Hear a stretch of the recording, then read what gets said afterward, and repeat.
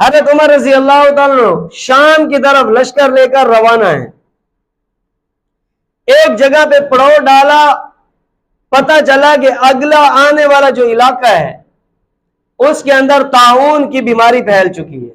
یہ میں اب احتیاط پہ دلیل دے رہا ہوں کہ احتیاط کریں، لیکن یہ یقین اور نظریہ نہ رکھے کہ کسی کی بیماری کوئی کام کسی کے اندر منتقل ہوتا ہے.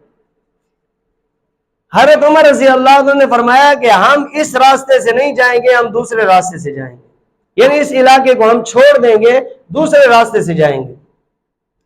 حضرت ابو عبیدہ بن جراح رضی اللہ عنہ صحابی رسول ہیں، بہت بڑے مشہور صحابی ہیں، جنتی 10 مبشرہ صحابہ میں ان کا نام ہے.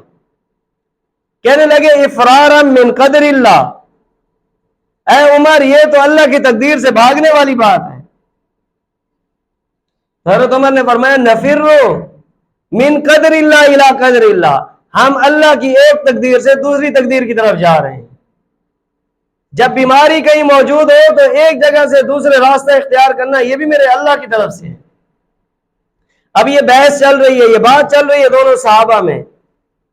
اتنے میں حضرت عبد الرحمن بن عوف، حضرت عمر بھی جنتی 10 صحابہ میں شامل ہیں، حضرت عبیدہ بن جراح بھی 10 مبشرہ جنتی 10 صحابہ میں شامل ہیں، اور ادھر عبد الرحمن بن عوف بھی 10 صحابہ 10 مبشرہ میں شامل ہے. وہ اوپر آ گئے، کہنے لگے کیا ہے عمر بات سنیں، اللہ کے محبوب پیغمبر کی ایک حدیث ہے جو مجھے پتہ ہے، میں آپ کو بتانے لگا. فرمایا کون سی؟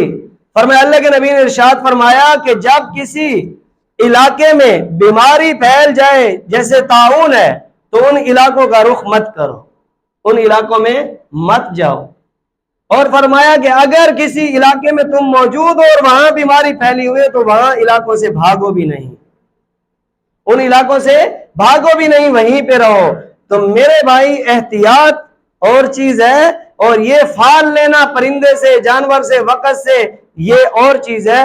اس لیے آج سے اپنا تہیہ کریں کہ سفر کے مہینے کے اندر کوئی نحوست نہیں ہے، آپ اس میں شادی کریں، کاروبار کریں، خوشی کریں، جو مرضی کام کریں. کوئی کاروبار کرنا چاہیں تو ببانگے ڈھول آپ اس کو کر سکتے ہیں، اس میں کسی قسم کی کوئی رکاوٹ نہیں ہے، شریعت میں کوئی منع نہیں. اللہ تعالیٰ سے دعا ہے کہ اللہ عمل کرنے کی توفیق عطا فرمائے.